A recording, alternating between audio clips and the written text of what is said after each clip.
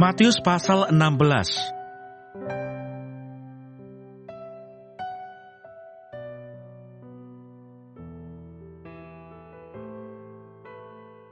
Orang Farisi dan Saduki meminta tanda. Kemudian datanglah orang-orang Farisi dan Saduki hendak mencobai Yesus. Mereka meminta supaya ia memperlihatkan suatu tanda dari surga kepada mereka. Tetapi jawab Yesus, "Pada petang hari karena langit merah, kamu berkata, hari akan cerah. Dan pada pagi hari, karena langit merah dan redup, kamu berkata, hari buruk. Rupa langit kamu tahu membedakannya, tetapi tanda-tanda zaman tidak. Angkatan yang jahat dan tidak setia ini menuntut suatu tanda, tetapi kepada mereka tidak akan diberikan tanda, selain tanda Nabi Yunus." Lalu Yesus meninggalkan mereka dan pergi. Tentang ragi orang Farisi dan Saduki. Pada waktu murid-murid Yesus menyeberang danau, mereka lupa membawa roti. Yesus berkata kepada mereka, "Berjaga-jagalah dan waspadalah terhadap ragi orang Farisi dan Saduki."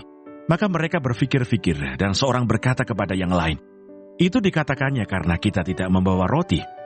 Dan ketika Yesus mengetahui apa yang mereka perbincangkan, ia berkata, "Mengapa kamu memperbincangkan soal tidak ada roti? Hai orang-orang yang kurang percaya, belum juga kamu mengerti? Tidak kamu ingat lagi akan 5 roti untuk 5.000 orang itu, dan berapa bakul roti kamu kumpulkan kemudian? Ataupun akan 7 roti untuk 4.000 orang itu, dan berapa bakul kamu kumpulkan kemudian?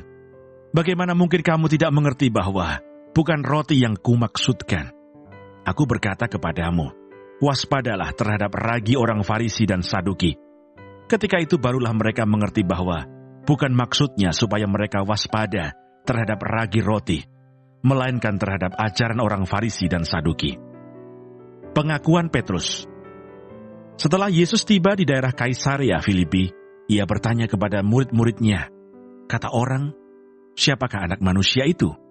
Jawab mereka, "Ada yang mengatakan Yohanes Pembaptis, ada juga yang mengatakan Elia, dan ada pula yang mengatakan Yeremia, atau salah seorang dari para nabi."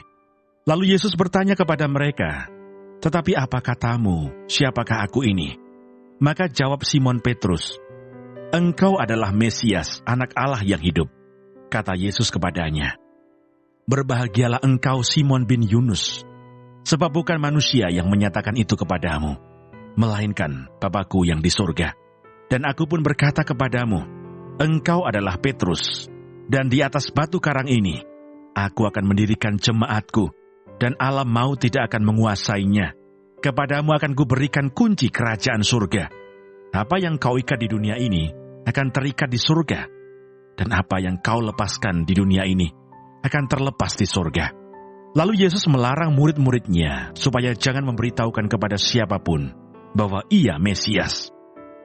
Pemberitahuan pertama tentang penderitaan Yesus dan syarat-syarat mengikut Dia. Sejak waktu itu Yesus mulai menyatakan kepada murid-muridnya bahwa ia harus pergi ke Yerusalem dan menanggung banyak penderitaan dari pihak tua-tua, imam-imam kepala, dan ahli-ahli Taurat, lalu dibunuh dan dibangkitkan pada hari ketiga. Tetapi Petrus menarik Yesus ke samping dan menegur dia, katanya, "Tuhan, kiranya Allah menjauhkan hal itu. Hal itu sekali-kali takkan menimpa engkau." Maka Yesus berpaling dan berkata kepada Petrus, "Enyahlah iblis, engkau suatu batu sandungan bagiku, sebab engkau bukan memikirkan apa yang dipikirkan Allah, melainkan apa yang dipikirkan manusia." Lalu Yesus berkata kepada murid-muridnya, "Setiap orang yang mau mengikut aku, ia harus menyangkal dirinya, memikul salibnya, dan mengikut aku. Karena barang siapa mau menyelamatkan nyawanya, ia akan kehilangan nyawanya. Tetapi barang siapa kehilangan nyawanya karena aku, ia akan memperolehnya. Apa gunanya seorang memperoleh seluruh dunia, tetapi kehilangan nyawanya? Dan apakah yang dapat diberikannya sebagai ganti nyawanya? Sebab anak manusia akan datang dalam kemuliaan Bapanya, diiringi malaikat-malaikatnya. Pada waktu itu, ia akan membalas setiap orang menurut perbuatannya. Aku berkata kepadamu, sesungguhnya di antara orang yang hadir di sini, ada yang tidak akan mati sebelum mereka melihat Anak Manusia datang sebagai Raja dalam kerajaannya."